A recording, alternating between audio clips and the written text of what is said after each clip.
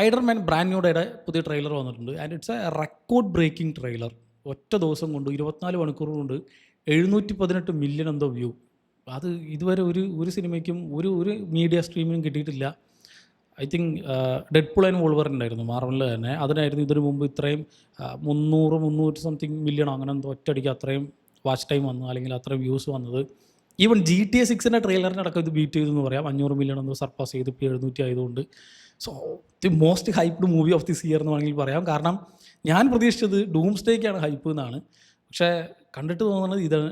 എനിക്കിപ്പോൾ ഇനി ഡൂംസ്ഡേയുടെ ട്രെയിലർ ഇറങ്ങിയാൽ ഇനി ഇതിനെ സർപ്പാസ് ചെയ്യുക എന്നുള്ളതാണ് നമുക്ക് കണ്ടറിയേണ്ടത്. ഈ ക്യാരക്ടറിനെ എല്ലാവർക്കും അത്ര ഇഷ്ടമാണ്. അവർ ഫ്രണ്ട്ലി നൈബർഹുഡ് സ്പൈഡർമാൻ. നമുക്ക് ആ ചെറുപ്പം മുതലേ നമ്മൾ കണ്ടിട്ടുള്ള ഒരു നൊസ്റ്റാൾജിയും അങ്ങനത്തെ ഫാക്ടേഴ്സൊക്കെ ഉള്ളത് കൊണ്ടായിരിക്കും വേൾഡ് വൈഡ് ഇത്രയധികം ഫാൻ ബേസ് ഉള്ള ഒരു മാർവൽ ക്യാരക്ടർ. ഇപ്പോൾ സൂപ്പർമാൻ, ബാറ്റ്മാൻ എന്ന് പറഞ്ഞ DC-യും, ഇപ്പോൾ ഇവിടെ ഹൾക്ക് അല്ലെങ്കിൽ അയൺമാൻ, ക്യാപ്റ്റൻ അമേരിക്ക എന്ന് പറഞ്ഞ മാർവൽ, ഇങ്ങനെ വേറെ പല സൂപ്പർ ഹീറോസ് ഉണ്ടെങ്കിലും മെജോറിറ്റി ഒരു ഫാൻ ഫൈറ്റും ഇല്ലാതെ എല്ലാ ഫാൻസിനും ഒരേപോലെ ഇഷ്ടമുള്ള ഒരു ക്യാരക്ടറാണ് സ്പൈഡർമാൻ. അതിപ്പോൾ ആര് വന്ന് ചെയ്താലും ടോം ഹോളണ്ടിൻ്റെ സ്പൈഡർമാനും നമുക്ക് എല്ലാവർക്കും ഇഷ്ടമാണ്.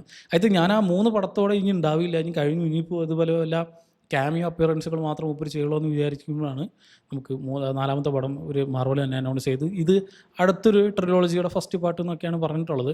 കാരണം ആ ഒരു ക്യാരക്ടറിൻ്റെ കഥ എവിടെയാണ് നിർത്തിയിട്ടുള്ളത് അവിടെ മുതലാണ് ഇതിൻ്റെ കഥ തുടങ്ങുക. നമ്മുടെ നോവേ ഹോമിലെ ഇവൻസിന് ശേഷം ആർക്കും പീറ്റർ പാർക്കർ ആരാണെന്നറിയില്ല, പക്ഷേ സ്പൈഡർമാനെ അറിയാം. അങ്ങനെയുള്ളൊരു സിറ്റുവേഷനിലാണ് ഇതിൻ്റെ കഥ തുടങ്ങുക. സോ ആ ഒരു കോൺഫ്ലിക്റ്റുകളായിരിക്കും മെയിനായിട്ട് സിനിമയിൽ നമുക്ക് കാണിച്ചു തരാം. അതിൻ്റെ കൂടെ തന്നെ പുതിയ കുറേ വില്ലൻ ക്യാരക്ടേഴ്സൊക്കെ വരുന്നുണ്ട്. പക്ഷേ ഈ ട്രെയിലറിൽ ബാക്കി എല്ലാ സാധനങ്ങളും അടിപൊളിയായിരുന്നെങ്കിലും എനിക്ക് അവിടെ ഇവിടെയൊക്കെ ആയിട്ട് CGIയിൽ കുറച്ച് ഇനിയിപ്പോൾ ഫൈനൽ വർക്ക് വരുന്ന സമയത്ത് ചിലപ്പോൾ റിഫൈൻഡ് ആയിട്ട് ചെയ്യുന്നുണ്ടാവുമായിരിക്കും. ഒരു പക്ഷേ ഫൈനൽ ഔട്ട്പുട്ട് ആയിരിക്കില്ല അത്. പലപ്പോഴും നമ്മൾ അങ്ങനെ കണ്ടിട്ടുണ്ട്. ചില ഇപ്പോൾ സ്യൂട്ടിലെ കുറേ കാര്യങ്ങളൊക്കെ നമ്മൾ തന്നെ ഇതുപോലത്തെ ഫാൻസ് പറഞ്ഞ് ട്രെയിലർ ഇറങ്ങി, സാധാരണ ട്രെയിലറൊക്കെ ഒരു വർഷം മുമ്പാണ് ഇറങ്ങുക. എന്നിട്ട് ഇപ്പോൾ ട്രെയിലർ വൈകി. ഐ തിങ്ക് ഒരു പെട്ടെന്ന് ചാടി കയറി ചെയ്ത സാധനമായിട്ട് എനിക്ക് ഫീൽ ചെയ്തു ട്രെയിലർ. കാരണം അതിൽ VFX കംപ്ലീറ്റ് അല്ല, ഇൻകംപ്ലീറ്റ് ആയിട്ടുണ്ട് പല സ്ഥലത്തും. കാരണം ഒരു ജനറേറ്റഡ് സാധനമായിട്ട് നമുക്ക് തോന്നും. കുറച്ച് സമയത്ത് ഭയങ്കര സ്മൂത്ത്നെസ് വരുമല്ലോ ഈ ഒരു സ്കിൻ ടോണിനും സ്യൂട്ടിനൊക്കെ തന്നെ. ആ സാധനം എവിഡൻ്റ് ആയിട്ട് കാണുന്നുണ്ട്.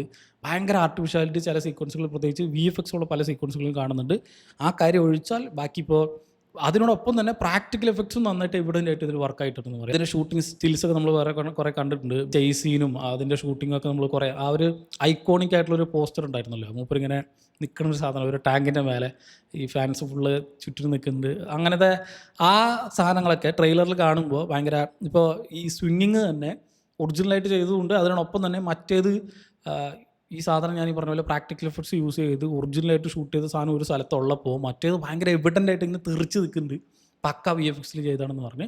ഇത് മാത്രമാണ് എനിക്കൊരു പ്രശ്നമായിട്ട് ഈ ട്രെയിലർ തോന്നിയത്. ബാക്കിയൊക്കെ നൈസായിരുന്നു. ആൻഡ് ഈ ട്രെയിലർ കണ്ടപ്പോൾ പെട്ടെന്ന് മനസ്സിലേക്ക് ഓടി വന്ന ഒരൊറ്റ പടം അമേസിങ് സ്പൈഡർമാനാണ്. അതിൻ്റെ 1ഉം 2ഉം നമ്മുടെ ആൻഡ്രൂ ഗാർഫീൽഡിൻ്റെ സ്പൈഡർമാൻ. അപ്പോൾ ആ അമേസിങ് സ്പൈഡർമാനിൽ കണ്ട പല ഷോട്ടുകളുടെ ഒരു റീക്രിയേഷൻ പോലെ ഉണ്ട് ഈ ഒരു പടം. ഈവൻ ഇപ്പോൾ ഈ പണിഷർ വന്നിരിക്കുന്നതും അങ്ങനത്തെ കുറേ ഈ സ്വിങ് ചെയ്യുന്നതും മറ്റേ ഈ ഫ്രീ ഫോൾ ചെയ്യുന്ന സാധനങ്ങളൊക്കെ തന്നെ പക്ക.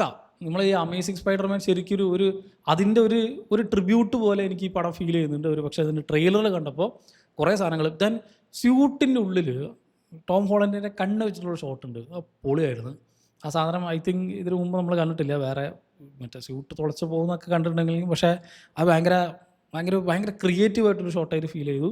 സ്യൂട്ടിനുള്ളിൽ കണ്ണ് വരുന്നത് ഇതേപോലെ കുറച്ച് വെറൈറ്റി സാധനങ്ങൾ, കുറച്ച് ഐക്കോണിക് ആയിട്ടുള്ള ഒരു സ്പൈഡി മൊമെൻറ്റ്സ് തരുന്ന കുറേ സാധനങ്ങൾ ഈ ഒരു ട്രെയിലർ ഇറങ്ങിയിട്ടുണ്ട്. ആൻഡ് നമുക്ക് മറ്റു പല ക്യാരക്ടേഴ്സ് ഇതിൽ ഇൻട്രൊഡക്ഷൻ വരുന്നുണ്ട്. നമ്മുടെ പണിഷർ ഇതിലേക്ക് വരുന്നുണ്ട്. നമ്മുടെ പണിഷർ ഓൾറെഡി നമുക്കറിയാം ഈ ഒരു യൂണിവേഴ്സിലേക്ക് വന്നിട്ടുണ്ട് ഡെയർ ഡെവിളിലൂടെ. ഞാൻ ഡെയർ ഡെവിളായിട്ട് ഓൾറെഡി ഈ ഒരു ക്യാരക്ടർ കഴിഞ്ഞ സിനിമയിൽ നമ്മൾ ഒരു ചെറിയ ക്രോസ് ഓവർ നമ്മൾ കണ്ടതാണ്. ഈ പടത്തിലും ഡെയർ ഡെവിൾ ഉണ്ടാവും.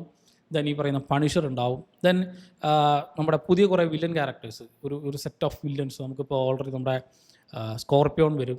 ദെൻ ടോം സ്റ്റോണും. ദെൻ നമ്മുടെ നെറ്റ്ഫ്ലിക്സിൻ്റെ പണിഷറിൽ ഇതിന് മുമ്പ് പിന്നെ ബോൺ അഗെയിൻ അല്ല, അതിന് മുമ്പ് നെറ്റ്ഫ്ലിക്സിലുണ്ടായിരുന്ന ആ ഒരു 3 സീസണിലുള്ള പണിഷർ, അതിൽ കണ്ടിട്ടുള്ള ഒരു സെറ്റ് ഓഫ് നിഞ്ച ഗ്രൂപ്പുണ്ട്, നിഞ്ച ക്ലാൻ, നമ്മുടെ ഹാൻഡ് എന്ന് പറയും. അവർ ഇതിൽ കാണുന്നുണ്ട്. ഇതിൽ മെയിനായിട്ട് സ്പൈഡർമാൻ അവസാന ഷോട്ടിലൊക്കെ ഫൈറ്റ് ചെയ്യുന്ന അവരായിട്ടാണ്. അവരൊക്കെ പൊളിയാണ് കേട്ടോ. അത് ആ മറ്റേ ഇപ്പോഴത്തെ ബോൺ അഗെയിൻ ഞാൻ ഇതിനു മുമ്പ് പറഞ്ഞിട്ടുണ്ട്. ഈ ഡെയർ ഡെവിളിൻ്റെ ഈ ഡെയർ ഡെവിളിൽ ഇപ്പോൾ ഡിസ്നി പ്ലസ് ഹോട്ട്സ്റ്റാറിൽ ഇറങ്ങുന്ന സീരീസ് അല്ല, അതിന് മുമ്പുള്ള നെറ്റ്ഫ്ലിക്സിൻ്റെ ഡെയർ ഡെവിൾ കണ്ടിട്ടില്ലെങ്കിൽ തീർച്ചയായിട്ടും കണ്ടു നോക്കണം. അത് ഇതുമായിട്ട് കണക്ഷൻ്റെ കാര്യത്തിനല്ല ഞാൻ പറയുന്നത്. ആസ് എ ഹോൾ ഒരു കിഡിലൻ ആക്ഷൻ സീരീസാണ്. നമ്മൾ ആക്ഷൻ ഇഷ്ടപ്പെടുന്നവരാണെങ്കിൽ തീർച്ചയായിട്ടും കണ്ടു നോക്കണം. ഒരു സൂപ്പർ ഹീറോ സീരീസ് എന്നതിലുപരി നല്ല പ്രോപ്പർ ആക്ഷൻ കൊറിയോഗ്രഫി ഉള്ളൊരു സാധനമാണ്. ആൻഡ് ഈ പടത്തിൽ ഈ ബ്രാൻഡ് ന്യൂ ഡേയിൽ ആക്ഷൻ കൊറിയോഗ്രഫി ചെയ്തിട്ടുള്ള ഐ തിങ്ക് ജാക്കി ചാൻ്റെ സ്റ്റണ്ട് ടീമാണെന്ന് കേട്ടിട്ടുണ്ട്.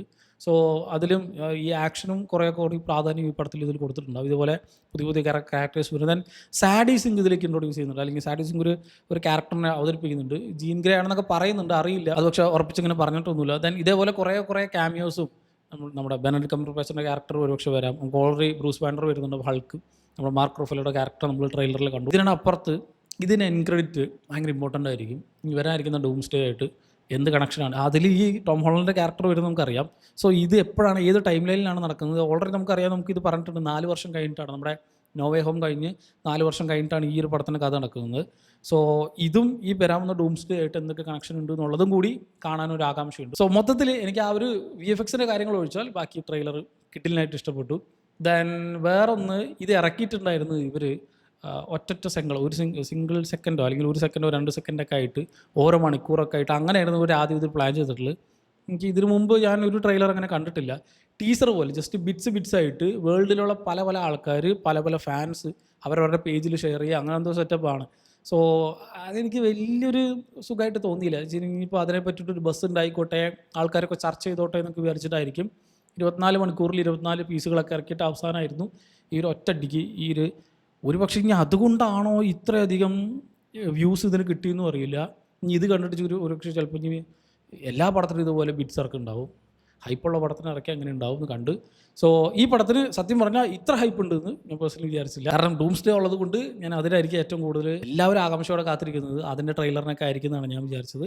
പക്ഷേ അതിനൊക്കെ സർപ്രൈസ് ചെയ്തുകൊണ്ടാണ് ബ്രാൻഡ് ന്യൂ ഡേയുടെ ഏറ്റവും പുതിയ ട്രെയിലർ റിലീസ് ആയിട്ടുള്ളത്. സോ ഈ ട്രെയിലർ കണ്ടു കഴിഞ്ഞപ്പോഴുള്ള നിങ്ങളുടെ അഭിപ്രായം എന്നുള്ളത് താഴെ കമൻറ്റ് ബോക്സിൽ കമൻറ്റ് ചെയ്യാം. മറ്റൊരു വീഡിയോയിൽ വീണ്ടും കാണാം.